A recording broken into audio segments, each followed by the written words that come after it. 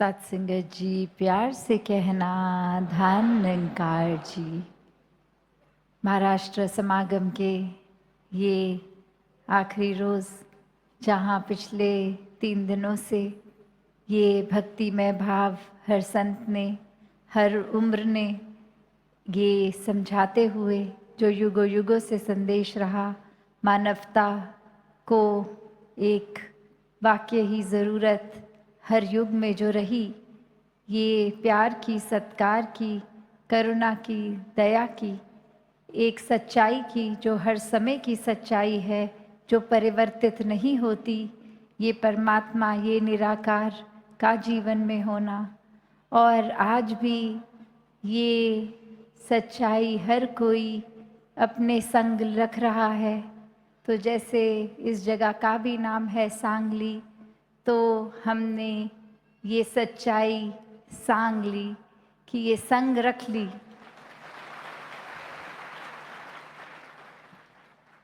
तो हर कोई अपने जीवन में जहाँ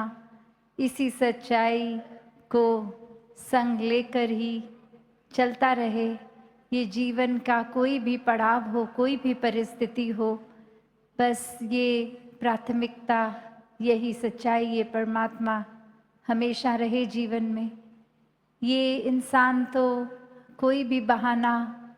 काफ़ी मानता है, कोई भी बुद्धि को एक बदलने के लिए। अक्सर सब कुछ भी अगर जीवन में ठीक हो रहा होता है, तो बस कोई चीज़ नहीं मिल रही तो खुद ब खुद एक कोई चीज़ बना दी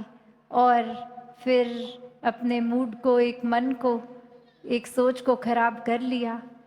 तो अक्सर ऐसा भी होता है कि सब कुछ अगर ठीक है भी, तो भी बहाने इंसान ही ढूंढता है चीज़ों को खराब करने का, क्योंकि ये आराम भी इंसान ने ढूंढ लिया है कि अगर सब कुछ ठीक होगा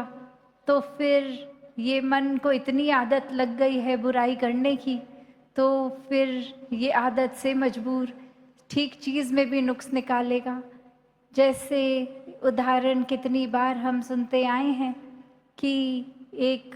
सफ़ेद चादर पे भी अगर एक हल्का सा काला दाग है तो जिक्र सिर्फ उस काले दाग का,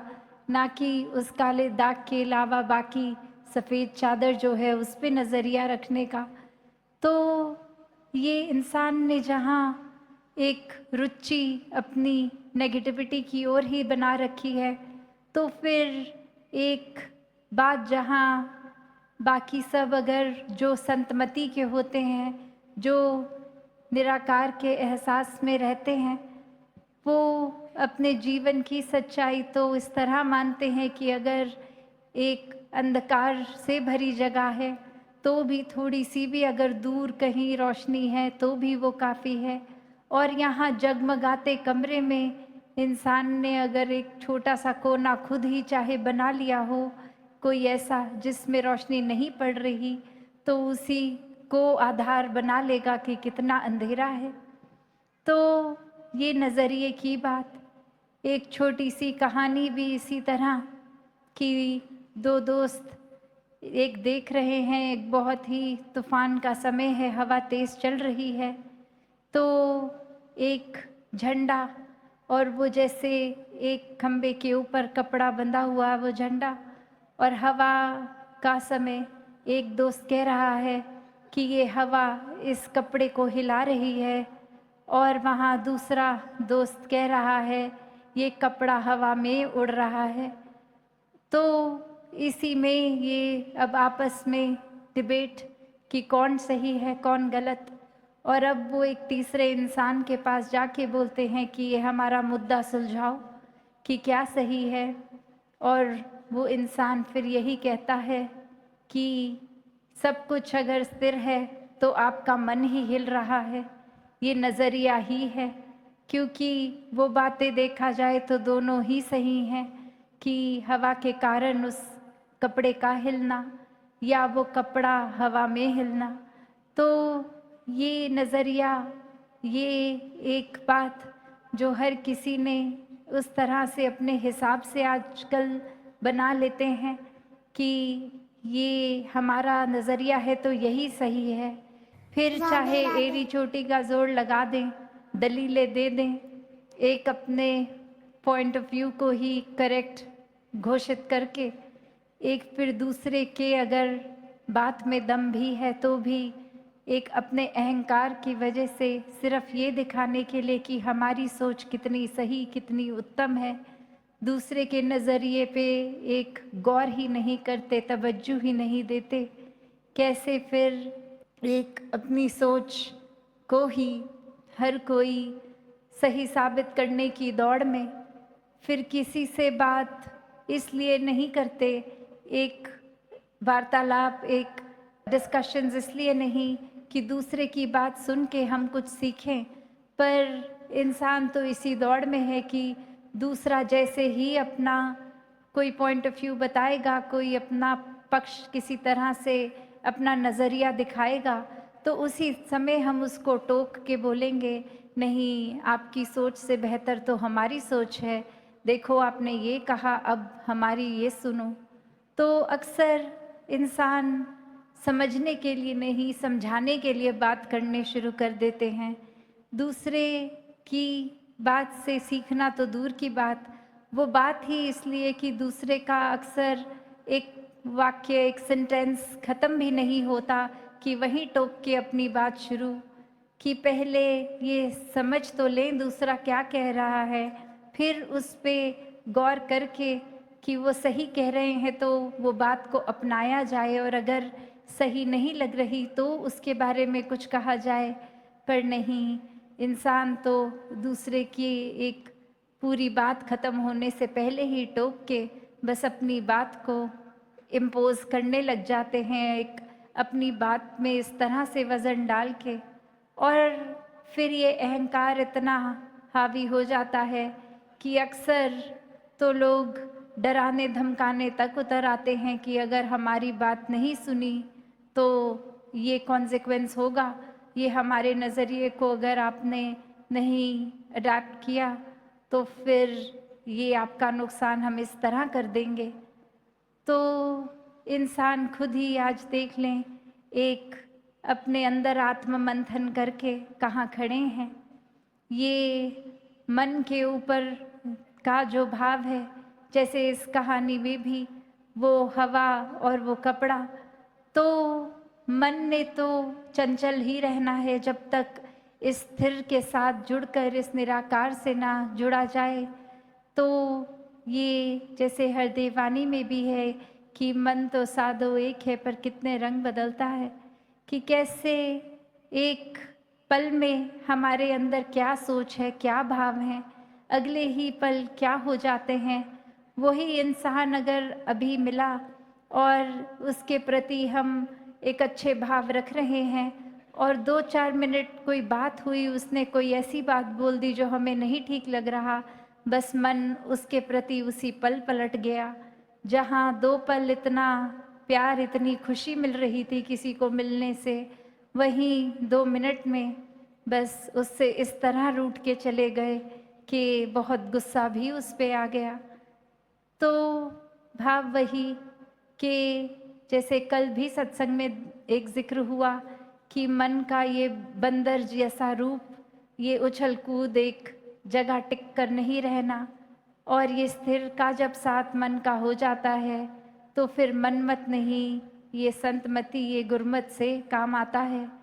और फिर इस सच के साथ जुड़कर हर समय का सच ये साथ लेकर, ये ब्रह्म ज्ञान द्वारा निराकार के साथ, फिर ये जीवन एक हर पल का भक्ति में डूबकर, प्यार में डूबकर जिया जाता है। फिर दूसरों का बुरा नहीं, दूसरों के भले के लिए दिन रात एक इकट्ठा, एक सोच ये नहीं आती कि हमारा भला कैसे हो, बस परोपकार के लिए ही जीवन लग जाता है कि हम किस तरह कंट्रीब्यूट करें, ये योगदान दें कि दूसरों का जीवन हम किस तरह आसान कर पाएँ, हम किस तरह जो अभी भी इस सच्चाई से दूर है, जिनके जीवन में परमात्मा नहीं है, किस तरह उनके भी जीवन में ये अंधकार से उजाले तक का सफ़र कराने में ये योगदान दे पाएँ। कैसे ये आत्माएं भी जो इतने युगों से तड़पती अपने असली रूप को जान के जीते जी ही मुक्त होकर और जीवन खत्म होने के बाद भी मुक्ति के हकदार बन पाए। तो जहाँ संतों ने भी हमेशा यही समझाया कि ये परमात्मा के चाहे कोई भी नाम लें, किस तरह से भी आस्था रखें, पर ये सच्चाई एक ही है और इसी एक सच्चाई से जुड़ने का तरीका सबसे आसान, पहले इसको जान लें, देख लें, फिर स्वयं ही ये परिचय होने के बाद इस सच्चाई से, इस परमात्मा से प्रेम हो जाता है और फिर यही प्रेम हमारे जीवन के हर पल में बस जाता है। सिर्फ और सिर्फ हम भी आगे हर किसी को ये प्रेम ही देते हैं। तो इसी तरह अपने जीवन में जहाँ हर कोई प्रेम बांटता चलता रहे, उसके लिए एक जो क्राइटेरिया यही कि पहले स्वयं प्रेम बनना होगा, फिर ही प्रेम आगे बांट पाएंगे। वरना तो एक उस तरह की बात हो जाएगी कि थोड़ी देर के लिए कोई बनावटी रूप हो गया, वो किसी 2-4 लोगों के आगे उस तरह का कर दिया और ये सब ने तारीफ भी कर दी, सब ने अपने हिसाब से सोच लिया ये इंसान ऐसा है, और अगले ही पल बस ये एक एक्ट था, ख़त्म। अब अपने जीवन में फिर से नफ़रत का एक सहारा ले लिया, गुस्सा धारण कर लिया। तो फिर ये प्रेम तो सिर्फ दिखावट का, पर संतों के जीवन में दिखावट, छल कपट ऐसा कुछ भी नहीं होता। एक बहुत ही सरल जीवन, सहज जीवन, इस परमात्मा के रंग में रंगा हुआ जीवन, जो हर एक की भलाई, हर एक की अच्छाई के लिए ही पल पल जिया जाता है। और ऐसा ही जीवन सभी संत आज भी जी रहे हैं। एक अपने सुधार के लिए ये जो आत्ममंथन की भी बात आती है कि आत्ममंथन करते हुए हर पल खुद को ही तराजू में रखते हैं संत कि कहीं हम तो गलत नहीं जा रहे, दूसरे की नहीं देखना जीवन उस तरह की वो सही कुछ कर रहे हैं कि नहीं, पर क्या हम कर रहे हैं सही या नहीं। नहीं कर रहे तो संतों को एक वो भी झिझक नहीं होती कि यहाँ ईगो नहीं हर्ट होती, पता है गलती हुई तो अब संवारेंगे भी, वो जिम्मेवारी लेना, वो चेतनता। तो हर कोई अपने जीवन में भक्ति से युक्त होते रहे, एक दूसरे की बात को सुने समझने के लिए, ना कि सिर्फ इसलिए ये साबित करने के लिए कि हमारी सोच आपसे बेहतर है, हम आपसे बेहतर हैं, हमारा राज्य आपसे बेहतर है, हमारी एक कल्चर आपसे बेहतर है, हमारा एक रहन सहन का तरीका, खाने पीने का आपसे बेहतर है, हमारा रंग आपसे बेहतर है, हमारी ओरिएंटेशन आपसे बेहतर है। नहीं, सब में ही परमात्मा का रूप है, सभी एक समान हैं। एक परमात्मा के दर्शन जब जीवन में हो जाते हैं तो चहुँ ओर बस परमात्मा ही नज़र आता है, और ऐसा ही जीवन सभी के हिस्से आए, ये सेवा सिमरन सत्संग सभी के हिस्से आए। और जहाँ ये रूप के ये समागम के तैयारियों की भी आज बात चली कि कैसे इतने समय से, महीनों से सब यहाँ सेवा में योगदान दे रहे हैं, जो आ सके वो भी, जो नहीं आ सके उनका भी सेवा का भाव परवान। तो हर कोई इसी तरह सेवा सिमरन सत्संग के रंग में रंगता जाए और गहराई से ये चाहत खुद ब खुद आए, किसी को कहने की ज़रूरत ना पड़े कि आपके जीवन में सत्संग की कमी हो रही है, जाया करें सत्संग, पर खुद को ही उस तरह से, जिस तरह जब हमें प्यास लगती है तो किसी को कहना नहीं पड़ता कि आपको प्यास लगी है, वो पानी हमें खुद ही पता लगता है, शरीर को ज़रूरत है। उसी तरह ये रूह की खुराक, ये सत्संग, ये संतों का संग, जब जब फिर ये इसकी भी अगर जीवन में पहली बात तो कमी हो ना, और अगर हो भी तो कैसे खुद को ही ये निराकार से जब जब जोड़ेंगे, ये भी एहसास आएगा कि जीवन में ये संगतों का संग कितना ज़रूरी, ये सुमिरन, ये सेवा भाव कितना ज़रूरी। तो दातार कृपा करे हर एक पे कि सेवा सुमिरन सत्संग के एक लगन में भक्ति की एक अवस्था हर एक को प्राप्त हो। निराकार पहले देखकर फिर जीवन में ऐसे कण कण में समा जाता है,